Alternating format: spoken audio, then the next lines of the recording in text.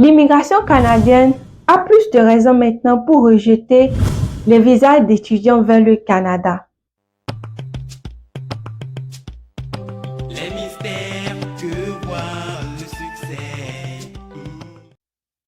Je ne sais pas si la majorité d'entre vous a vu le reportage de Radio-Canada qui a été fait sur l'arnaque amoureuse, Love Scam, organisé par un réseau d'Africains, Ivoiriens et quelques pays en Afrique de l'Ouest. Tout a commencé par un message sur Facebook et jusque-là une expulsion vers le pays d'origine qui est la Côte d'Ivoire. Ce reportage de Radio-Canada montre quelques failles dans le système canadien et le système ivoirien et d'autres pays africains. Parlons du faille du système canadien. D'abord, la culture canadienne. Ce reportage vient exposer les failles de la culture canadienne qui est le manque d'amour pour nos aînés. Nous tous, nous savons que ici au Canada, la famille est très petite. Maman, papa et quelques enfants. Il n'y a pas de grande famille. Même s'il y a des familles éloignées, la majorité des cousins ne se parlent pas comme ça. Donc, les parents sont limités juste avec leurs enfants. Et quand les enfants quittent la maison, les parents sont livrés à eux-mêmes. Et quand ils grandissent, ils se retrouvent dans les maisons de retraite où ils vivent tout seuls. Ce reportage vient exposer le phénomène de la solitude entre nos aînés, parmi nos aînés, dans la communauté des aînés. Ce reportage vient exposer la solitude que vivent les aînés. Comment tout un réseau d'arnaques dans le monde et plus précisément en Afrique a pu percer ce phénomène. Nos aînés ici au Canada, la majorité d'eux sont seuls. Ils veulent juste être aimés. Et quand juste d'un coup, quelqu'un t'envoie un message sur Facebook où tu passes la majorité de ton temps et là, cette personne commence à exprimer de l'affection pour toi et te montrer l'amour que tu as tellement besoin et te garde compagnie pendant tes heures creux. Quand tu es seul à la maison, quand tu as besoin de parler à tes petits-enfants et on ne te donne pas la possibilité de le faire, tout cela, cette personne est là et te donne cette affection que tu as tant besoin. Et la confiance s'installe. Et tout à coup, tu vois cette personne qui te demande un tel service. Tu vois cette personne qui est en train de souffrir. Et tu te dis, je ne veux pas perdre cette personne. Je veux aider cette personne. Et c'est comme ça, ces aînés commencent par donner de l'argent et de l'argent et de l'argent jusqu'à se ruiner. Et quand ils réalisent qu'ils se sont fait arnaquer, c'est trop tard. Donc, comme le brouteur ivoirien l'a dit dans le reportage, et nommé Alvis, vraiment, les Canadiens, vraiment nos aînés, et même nos jeunes aussi, surtout, mais surtout nos aînés canadiens ont besoin de l'affection. Ils ont besoin de l'amour. Et c'est tellement triste que il y a dans d'autres maisons de retraite, les gens qui sont censés les protéger, ces aînés, être leur personne de confiance, sont là juste pour avoir accès à leur carte de crédit, pour envoyer ça aux gens Côte d'Ivoire, au Bénin et plusieurs d'autres pays en Afrique de l'Ouest. Et c'est tellement décevant. C'est triste. C'est triste parce que les gens sont en train de se nourrir, de faire leur vie sur le travail des années de nos aînés, des personnes âgées qui habitent ici au Canada. Et à travers leur solitude, ils arrivent parce parce qu'ils décident de se confier à quelqu'un qui leur prétend donner de l'amour, ils se font ruiner jusqu'au centime. et c'est tellement triste. Tout d'abord, avant de continuer, si tu es nouvelle ou nouveau sur ma chaîne, bienvenue sur ma chaîne With Wemi. Ici, je parle d'actualité autour du Bénin et de l'Afrique et sa diaspora. Et n'hésite pas à t'abonner pour plus de contenu venant de moi. Merci beaucoup. De l'autre côté de l'immigration, ce reportage aussi montre le faille dans le système, dans la communication entre l'immigration et les universités au Canada. Mettons l'immigration de côté. Regardons juste les universités qui acceptent ces étudiants au Canada. Certes, ils sont là pour éduquer, mais ils sont aussi à but lucratif. Ils veulent se faire de l'argent. Donc, quand tu as des élèves qui demandent de visa pour venir étudier, des admissions pour venir étudier dans vos universités, déjà en Afrique, ces étudiants ont du mal à trouver les informations nécessaires, les documents nécessaires.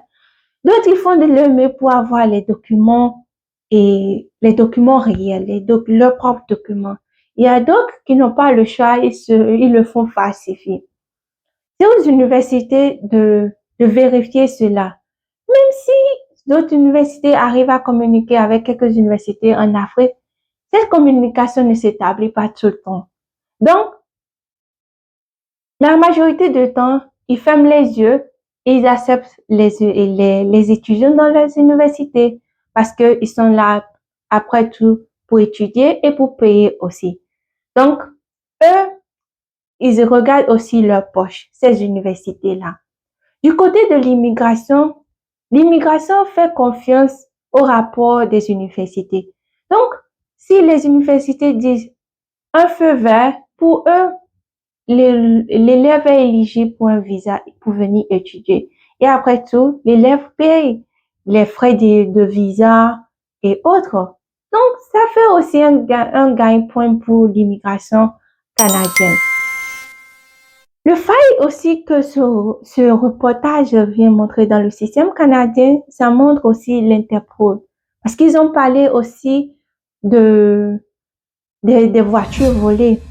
Il y a tout un réseau où l'argent qui est arnaqué est distribué soit pour faire envoyer des voitures volées en Afrique et aussi comment ces brouteurs arrivent à falsifier des documents jusqu'à créer des comptes pour pouvoir disperser cet argent jusqu'à qu'il arrive en Afrique. Donc, comment cela se fait? Ces brouteurs arrivent à envoyer des voitures vers l'Afrique, plus précisément au Bénin, en Côte d'Ivoire. Maintenant, parlons de la faille et des failles qui se trouvent de nos côtés en Afrique, de notre côté en Afrique, plus précisément la Côte d'Ivoire. Est-ce que la douane ivoirienne arrive à contrôler tout ce qui vient? Comme le monsieur l'a dit dans le reportage, il fait passer tout ce qu'on lui demande de faire passer et lui-même peut décider de faire passer des choses qu'il veut. C'est tout un réseau.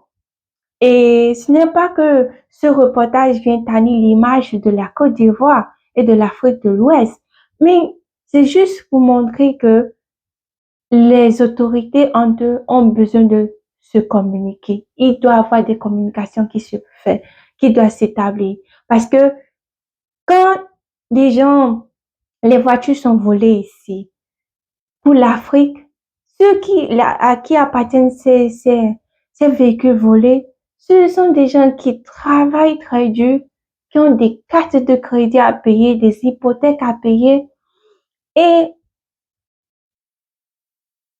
pour voir juste leur vie partir comme ça à l'eau, et même les autorités n'arrivent pas à faire quelque chose, ça fait très mal. Donc, ça montre qu'il y a les autorités entre les deux pays, le Canada, la Côte d'Ivoire et par exemple le Bénin et le Ghana, le Nigeria, ils ont besoin de se communiquer. Cette communication doit être établie et renforcer la sécurité et de la cybercriminalité, la sécurité autour du cybercriminalité en Afrique, dans nos pays là-bas. Et parce que ces deux, ces deux victimes qu'ils ont présentées dans le reportage, il y a le monsieur qui s'est fait arnaquer son argent, son hypothèque, il a vendu sur sa maison. L'argent, il a travaillé pour acheter sa maison. Et juste parce qu'il voulait de l'amour, il voulait être aimé, il a fait confiance à une jeune femme monoparentale pour lui dans sa tête, qui lui donnait tant d'amour, il voulait juste aider cette personne. Et il a dépensé jusqu'à 300 000 dollars pour se faire voir arnaquer. Et la madame Guylaine, qui s'est fait arnaquer 200 000 dollars. Donc, l'arnaqueur, Mamadou, lui, il s'est fait expulser du Canada pour la Côte d'Ivoire. Et ce reportage maintenant, tout d'abord, les visas pour le Canada est déjà très, très, très dur. Pour obtenir un visa pour le Canada maintenant, c'est très dur. Ce reportage maintenant va encore augmenter le temps que les agents de l'immigration vont passer sur un dossier, voir la crédibilité de chaque dossier pour voir vraiment si cette personne est là pour étudier ou pas, ou a d'autres intentions. Que pensez-vous de ce reportage et de la part des journalistes du Radio-Canada? Et que pensez-vous aussi de ce que je viens de dire? Si vous avez aimé la vidéo, mettez-moi un pouce, partagez la vidéo et n'oubliez pas de vous abonner. Moi, c'est Wemi, je suis béninoise et je suis fière de l'être. Bisous, au revoir.